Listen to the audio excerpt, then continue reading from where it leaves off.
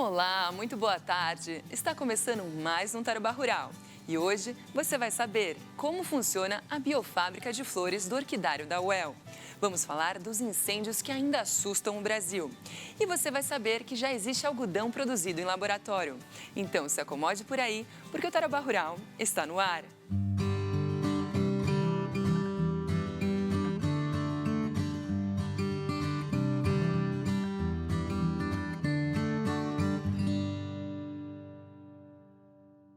Vamos falar mais uma vez sobre os incêndios em todo o país. Aqui no Paraná, o governo do estado decretou o estado de emergência. A medida facilita o uso de recursos públicos sem licitação.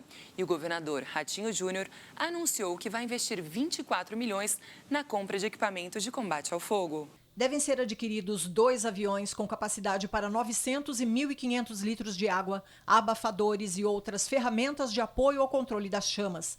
Também está prevista a contratação de mais 200 brigadistas e 200 caminhões-pipa. Uma medida de prevenção foi suspender por 90 dias a chamada queima controlada nas atividades agropecuárias. Vale especialmente para lavouras de cana-de-açúcar. Para os municípios em situação crítica pela estiagem, o Estado liberou 5 milhões de reais do Fundo para Calamidades Públicas, o FECAP. E, finalmente, os modelos meteorológicos apresentaram alguma chuva para o estado. Neste domingo, a chuva chega também no norte do Paraná, melhorando a qualidade do ar, dando oportunidade para os agricultores colocar semente na terra. Então, ser bem-vinda, benéfica para todos nós. Tem uma ideia aí de quantos milímetros deve chover, Ângela? Olha, o acumulado será em torno dos 30 milímetros, segundo os modelos meteorológicos. E vai para segunda, vai para terça, dá para ter um pouco mais de esperança aí para a semana? Segunda-feira ainda podemos ter mais algum volume não muito significativo quanto neste domingo, mas segunda-feira ainda tem condições para a chuva e as temperaturas ficarão amenas no transcorrer da semana. Mas depois volta o tempo seco, né, Ângela?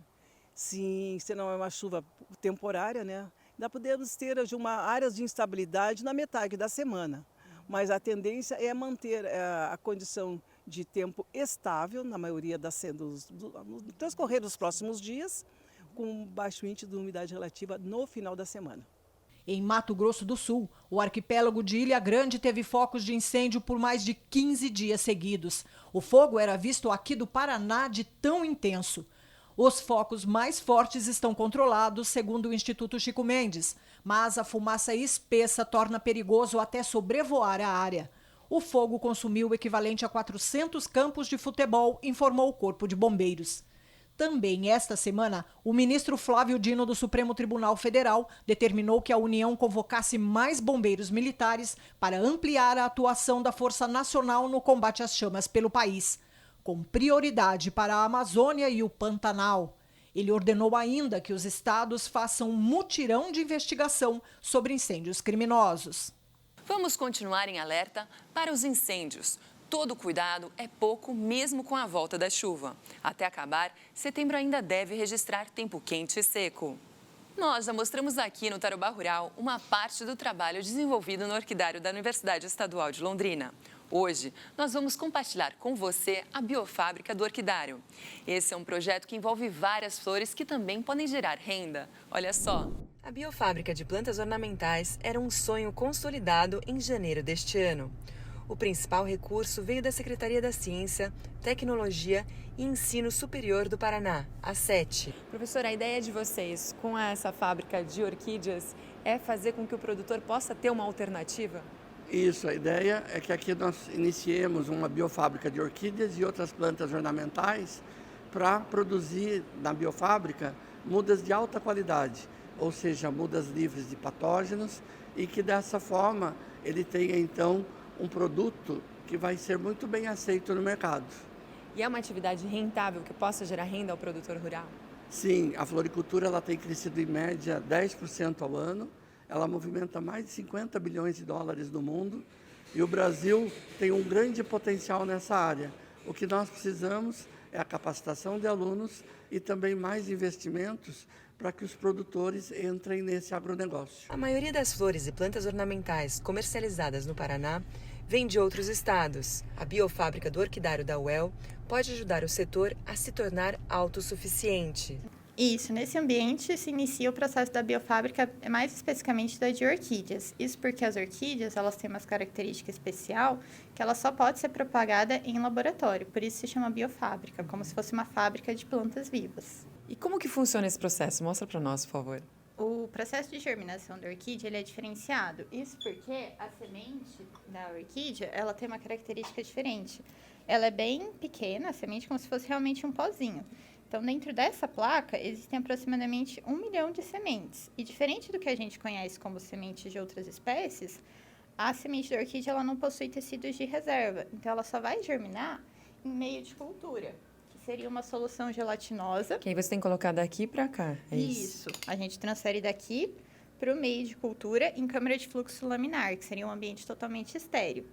E nessa solução gelatinosa, que seria o meio de cultura semissólido, existem os macro e os micronutrientes para o desenvolvimento e a germinação da orquídea. Depois desse passo, para onde que ela vai?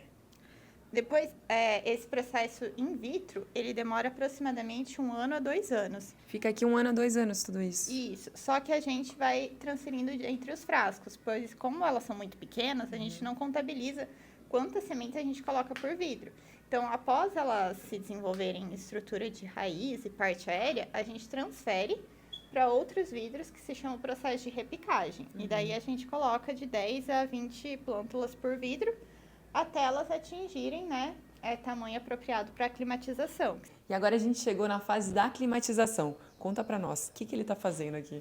Nessa etapa da climatização é quando as mudas elas já atingiram o tamanho suficiente para serem retiradas dos frascos. Ou seja, aqui já não tem mais o perigo de contaminação. A gente abre os frascos, né, que é como ele está fazendo, separa as plantinhas de forma individualizada, as orquídeas, e envolve elas com esse substrato, que é o musgo. Por que o musgo? Porque ele retém maior umidade nessa fase inicial da orquídea, que é um momento mais delicado, e como a orquídea ela está bem delicada e normalmente ela não gosta de terra, né? A maioria das espécies não são epífitas, se utiliza esse substrato. E a etapa, né, envolve a colocação em bandejas de célula, ou seja, ele envolve bem a orquídea para ela ficar bem apertadinha, para não ter o desconforto dela no novo ambiente, porque ela já está sofrendo um estresse do novo ambiente. Gente, olha que impressionante. Isso daqui é uma orquídea. E é um pedaço, na verdade, da raiz, não é? Isso, essa é a raiz, né, que ela é envolta por um velame, que absorve mais água e justamente por isso a orquídea não precisa de irrigação todos os dias. A partir dessa fase, as mudas são doadas aos produtores de flores. Eles vão seguir com a orientação técnica do Departamento de Agronomia da UEL. O projeto que nós aprovamos na SET tem permitido várias bolsas e com isso nós teremos também a capacitação de engenheiros agrônomos e de alunos do curso de agronomia UEL na área da floricultura.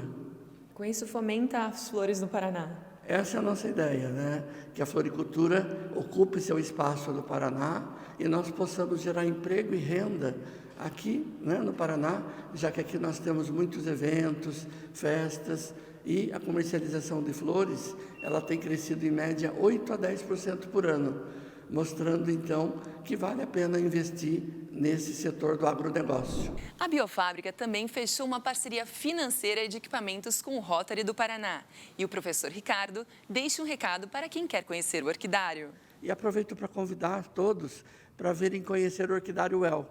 Toda quinta e sexta-feira, o orquidário está aberto para a comunidade interna e externa, das 8h30 às 15 horas. Todos serão muito bem-vindos. Vamos para um rápido intervalo, mas ainda hoje no programa você confere. Empresário brasileiro quer produzir algodão em laboratório. Não saia daí que na volta tem mais informações aqui no Tarobá Rural.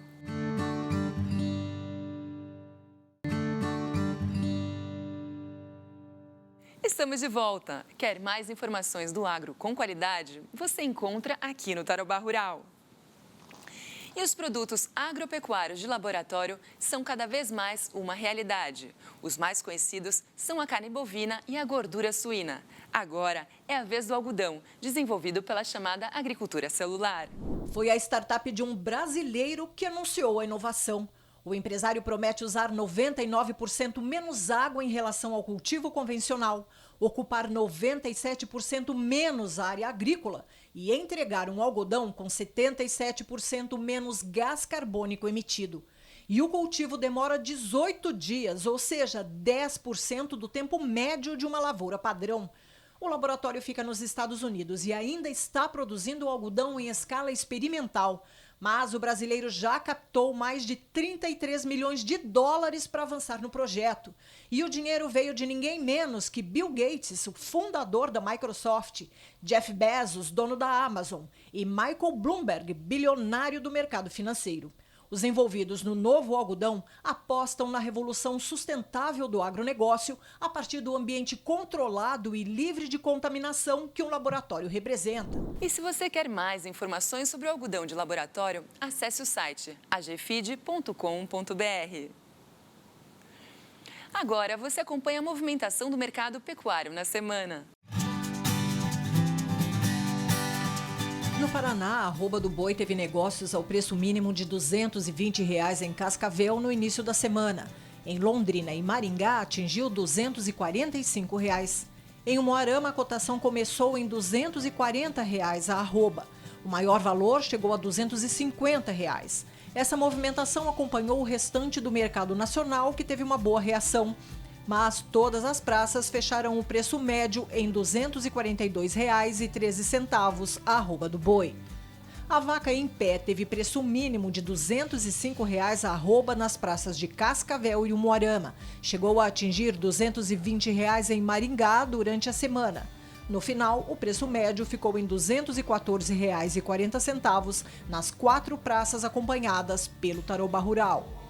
Quanto ao suíno vivo, Maringá chegou a pagar R$ 9,00 o quilo durante a semana. O valor oscilou entre R$ 8,50 e R$ 8,67 e acabou fechando em R$ 8,68 em Cascavel, Londrina, Maringá e Umuarama.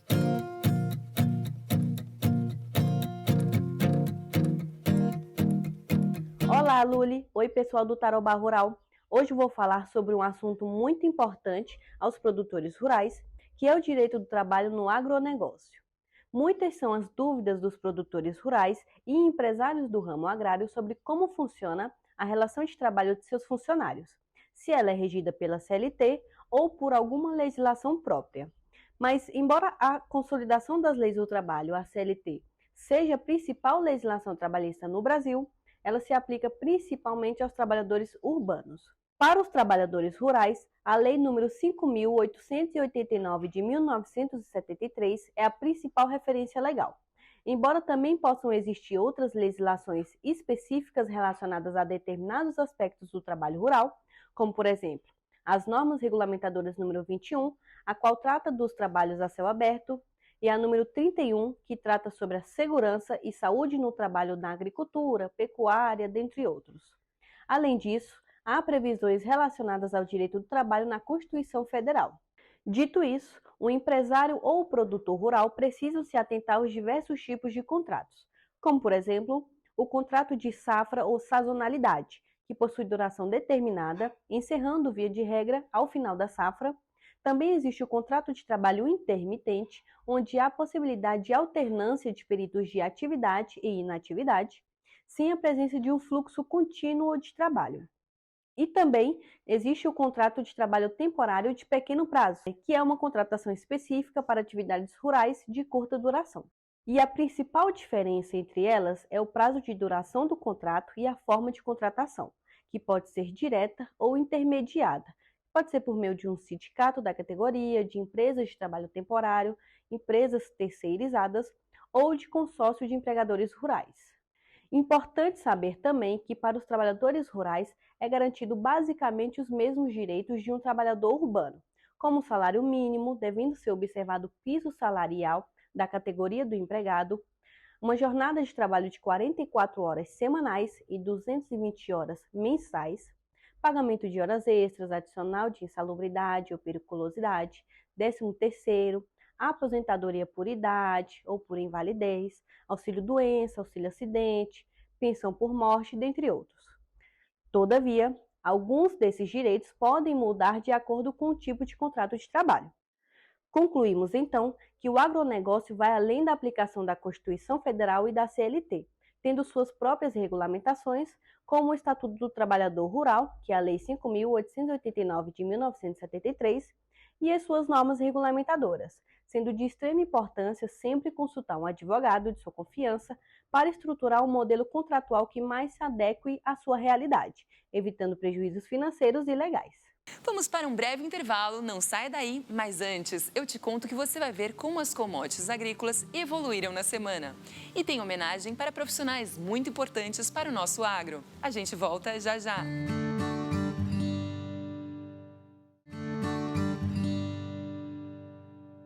Estamos de volta com o nosso Tarobá Rural. Você que gosta do mundo agro tem que ficar aqui com a gente. Agora, a gente acompanha a movimentação das commodities agrícolas. Olha só como foi a semana.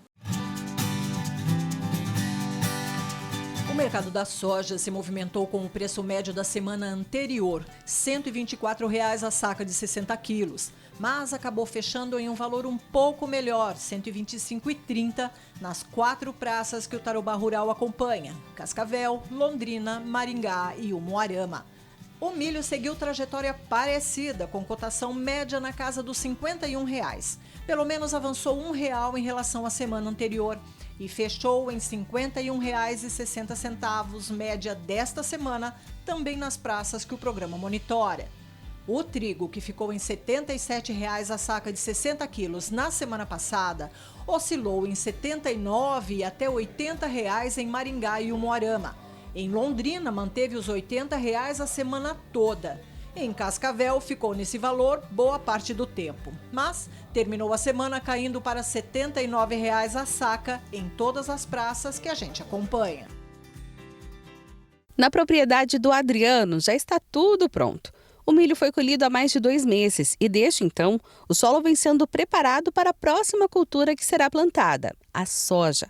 O solo já recebeu os componentes necessários para adubação e, principalmente, o vazio sanitário já terminou para a região 2 do Paraná, que compreende Norte, Noroeste, Oeste e Centro-Oeste. Diferente do ano passado, quando o vazio sanitário começou no dia 10 de setembro, valendo para todo o Paraná, neste ano foi escalonado, ou seja, acontece em diferentes prazos pelo estado. Esse é o período em que é proibida a existência de qualquer planta da oleaginosa emergida no campo. O objetivo, reduzir a disseminação de pragas e também de doenças. O vazio sanitário é um período que a gente não pode plantar soja, não pode cultivar soja para quebrar o ciclo da ferrugem asiática e outras doenças também, né? Então, com esse período onde ninguém planta, então não há esporulação da ferrugem, não há multiplicação numa época que não é necessário. Então, isso faz com que, quando comece o período reprodutivo, que a ferrugem é mais problema, a fonte de inóculo seja bem pequena ainda, né? Mas tem um detalhe que é crucial para os trabalhos a partir de agora: a chuva. Sem ela, o plantio não acontece. Mas até agora... Está tudo parado, estamos na expectativa, está tudo pronto, semente tratada, o adubo já está na terra, né? As áreas estão com manejo completo, como dá para ver com essa aqui, né? E estamos aguardando a chuva, que é para chegar no sábado, né? Para segunda-feira começar o plantio. Sem chuva, o plantio da soja não aconteceu nem mesmo onde já estava liberado há mais tempo. Segundo o levantamento do DERAL, há relatos somente de plantios isolados, sendo que em anos anteriores, pelo menos 1% da área já teria plantas de soja emergindo.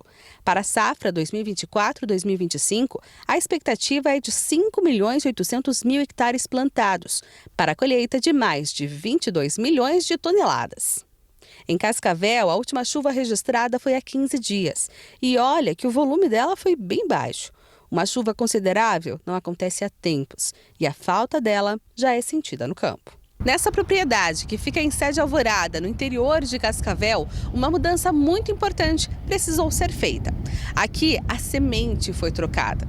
Tudo de olho na expectativa de falta de chuva para os próximos meses. A gente já alterou as variedades, né? Eu tive que descartar a minha semente para comprar outras sementes mais adequadas para essa situação. Então a gente já se precaveu, já está preparado para que, se der uma estiagem em janeiro ou dezembro, a gente não ter tanta perda. Enquanto isso, o que resta é apostar em culturas alternativas. No caso do Adriano, ele escolheu trabalhar com aveia, nabo e painço. Esse último é usado principalmente na ração para aves. A diversificação é muito benéfica, você diversifica produtos agroquímicos, né? Você tem uma fonte extra de renda, você tem um uso mais racional do maquinário, da logística e do pessoal, inclusive. O CIMEPAR aponta para a possibilidade de chuva em volume superior a 10 milímetros no final de semana. Boa notícia para o Adriano e os demais produtores. E é possível, na realidade, que a chuva volte agora com uma frequência um pouco melhor. Isso significa dizer que a gente, na realidade, um pouquinho mais e o produtor já pode colocar semente no solo e esperarmos, na realidade, que a soja tenha uma boa produção esse ano. Pelo zonamento do mapa, o ZARC, a região 2 do Paraná, que inclui o norte, noroeste e centro-oeste, já podia semear a soja 10 dias atrás. Mas sem as chuvas, há mais de um mês, o agricultor não quis arriscar todo o seu investimento no pó. O vazio sanitário termina hoje em todo o estado.